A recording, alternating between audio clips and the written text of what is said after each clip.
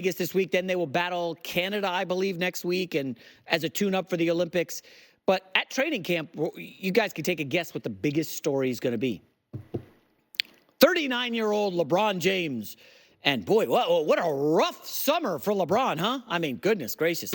The guy handpicks the Lakers' next head coach, his podcast buddy. Then he gets the Lakers to draft his son in the second round and give him a big fat contract. It's dripping with hate, folks. You know it's coming. And then LeBron says, I'll take less to bring in free agents. And then they don't get anyone. Oh, wow. You know, the media, the ink-stained wretches who are going to be covering this team in Vegas, it could get ugly. A lot of these guys grew up Michael Jordan sycophants, younger in the 90s. They love Jordan. They're not huge fans of LeBron. And you know the media loves to build people up and then tear them down. And it is coming. Folks, do you see the article that dropped this morning? I don't know if you saw it. Big question. So is LeBron going to come off the bench for Team USA? The pylon begins. They're coming after the king. You know the saying from The Wire, you come at the king, you best not miss. People are now speculating, should LeBron come off the bench for Team USA? This stacked team. I mean, obviously, Joel Embiid will start at center. We got that. You got Steph Curry as your point guard. Here's the roster we got on FS1. Probably need Kevin Durant as your stretch four. Okay, so that's 3 spots. Then you need a lockdown wing defender. Well, that's not LeBron. That's probably Kawhi Leonard, right? He's healthy, allegedly. Steve Kerr says he's healthy. Whatever. And then you'll need like a shooting guard to fill it up. Maybe a D-Book, Anthony Edwards.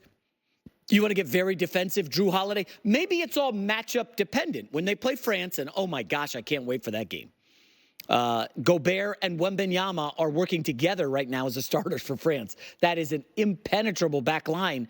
And USA will have to counter with Embiid and Anthony Davis probably starting. But all of this is a roundabout way of saying, well, shucks, should LeBron come off the bench? And you know there's somebody sitting there stewing. Just wait. I'm going to come off the bench? Really? You guys are sending me to Paris so I can come off the bench? You think, how's LeBron going to take that?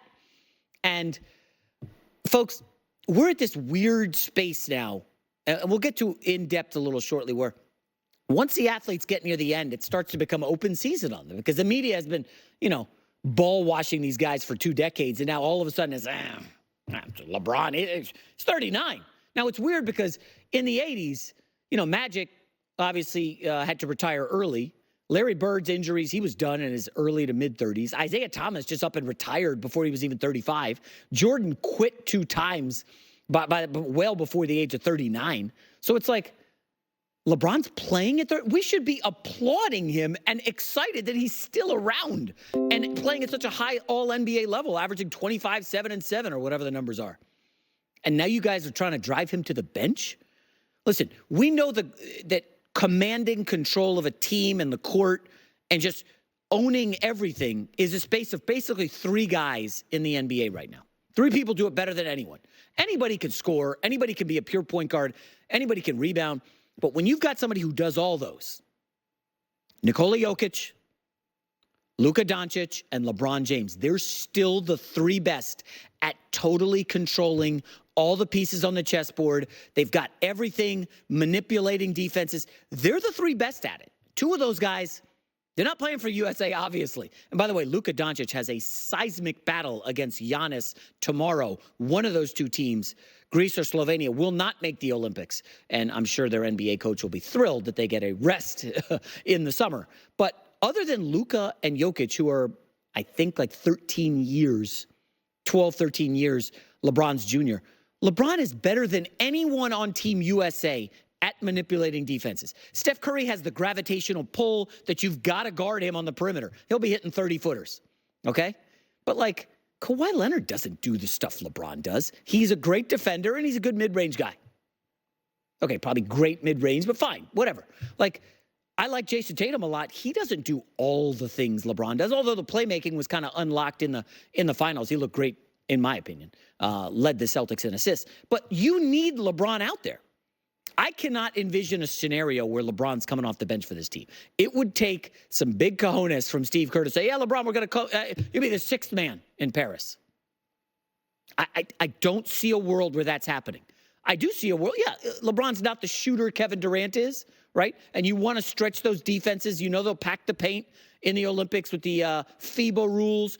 It's going to be fascinating. I don't see a scenario where LeBron comes off the bench, but certainly it's got to be in play in certain individual matchups. Like I would sooner start Drew Holiday at the 2 and have him defend wings, and then I'd have LeBron in there for offense. But we'll see. Steve Kerr has options. You look at the roster, and it's like this team is stacked. They're loaded. Bam Adebayo, Tyrese Halliburton.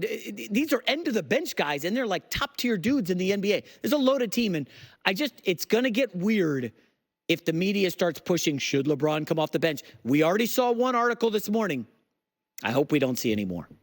So, Alex, USA basketball, I'm fired up about it. Starts in Vegas. Are you going back to Vegas by any chance? No, not right now. But the interesting thing about these super teams is everyone's going to have to put their egos aside, right? And do what's best for America. And they have a great leader in Steve Kerr. He's going to do what's best at that time. The point is, I mean, he made a point this morning in one of the articles. He said, if everyone else is getting better, then the U.S. has to find ways to do the same, right? So whatever it's going to take in that moment, Steve Kerr is the right guy for the job. He is, the most recent coach of the most recent dynasty that we've had in the NBA. He works with superstars. I'm confident that he'll do the right thing. It's just weird to hear is do the right thing, meaning bench LeBron? Or have him come off the bench? To win. The right thing is to win gold. That's all that matters when you go to the Olympics. You do whatever you need to do to win gold. You got to put egos aside. What is our best chance to win this game right now? Yeah, and that's what it has to be. Fun storyline for USA training camp. All right, coming up next, folks, so much fun. If I'm off my game today, I'm going to blame the fireworks and the LA parties that were happening all night. I tried to go to bed early, and, it didn't quite work out. But I woke up this morning to some news from my BFF, right? The former NFL MVP, I'll call him a frenemy, Cam Newton. My goodness, Cam Newton chiming in here on the Dallas Cowboys and Dak Prescott, a shocking development. So obviously, listen, we know the Cowboys have been America's team for, going on 50 years now? I mean, they haven't been totally dominant in the last 20, but I've got some good news for Cowboys fans. It's not all terrible news off the heels of the Dak Prescott walking boot photo yesterday. But Cam Newton decided on his podcast, he's new to this media space, that he's declaring the Cowboys should not be America's team. Just because we're calling them the America's team, it should be the Chiefs because Taylor Swift is dating Travis Kelce. Oh, okay. Cam had a roundabout way of essentially saying that America's team, why are we doing that? And Cam has spoken, so we should all listen. Well, Cam is kind of new to this media thing, so I'm going to fill you in a little bit here, Cam. The New England Patriots were winners for 2 decades. They had a dynasty with Brady and Belichick. I think Brady won 7 Super Bowls. They were never America's team. It just didn't take. And as a matter of fact, if you ask me, they were hated outside of New England. People were tired of that dynasty. So just because right now the Kansas City Chiefs have won 3 Super Bowls in 5 years and Travis Kelce's dating Taylor Swift, it doesn't make them America's team. It's still the Cowboys, a blue blood franchise, which, dating back to the 70s has always been on top in the NFL. And listen, they play on Thanksgiving every year for a reason. The Dallas Cowboys haven't had back-to-back losing seasons since 2002. Folks, the Cowboys have been really, really good. Just because they haven't had postseason success doesn't mean we should strip the America's team moniker from Dallas. All I know is when I was a young NFL fan in the 90s and the Cowboys were dominant, and then the internet comes up and you got the starter jackets, everybody was a Cowboys fan. Everyone. Not just teenage girls under 13 who love the Chiefs now because of Taylor Swift. I don't know, Cam. It just felt a little weird, like you were trying to, engagement farm, perhaps. I think J.J. Redick would be proud here in the down season in the NFL. You're engagement farming, using the Cowboys to kind of cut through. But, Cam, that's just not how it works. Dallas is America's team. You want to go look at the NFL schedule? Cowboys in the early window 4 times all season. Why is that? Oh, it's because everybody wants their eyeballs on the Cowboys. They're in prime time all the time. They're in the 4 p.m. window all the time because they got fans all over America. Hell, Cam, I don't know if you noticed, but on July 4th, a photo emerged of Dak Prescott in a protective walking boot. And the NFL media went to DEFCON 1. It was panic time, and everybody freaked out. Oh, my gosh, oh, here he is, Dak Prescott, a walking boot. What? Trey Lance, is he going to be starting week 1? Like, people went ballistic. They lost their minds over a photo of Dak Prescott in a walking boot. Like, this is America's team. This is what they are, Cam. And, you know, we'll talk to someone later in the show, a great guest who actually has texted with with Dak Prescott about the injury. It was preventative. He was going fishing. Stand down, everybody. It's going to be okay. But this is what comes with the territory of America's team. I know, you know, Cam is not as high on Dak Prescott as I am. And Cam is the king of hot takes and hats. Dak Prescott right now has led the Cowboys to 3 straight 12-win seasons. I think he should get paid.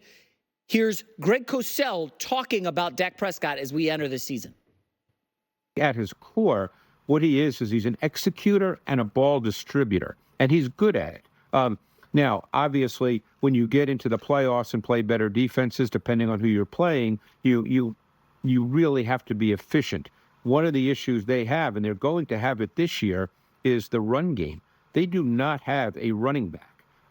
If you look at what Ezekiel Elliott's tape has shown the last 2 years, he's certainly not a back that can carry 230 or 240 times. And Dak, because of the style of quarterback that he is at this point, as I said, a distributor, he needs a complete offense. He needs a run game to be effective. Yeah, we all do. That was from the Ross Tucker podcast. Greg Cosell, good stuff. He comes on this show, as you guys know. But listen, I'm not as down on Dak as everyone else. Obviously, it's a massive season with the McCarthy situation looming, CeeDee Lamb, Micah Parsons. I'm not saying Dak Prescott is some world beater. I think he's good. I think he's a top 10, 11 quarterback in the league. But to try to steal the moniker and say, Dallas is no longer America's team. Cam, hey, I know you're new to this media stuff, but nice try. It's a bit of a miss. Let's move to the NBA, where LeBron James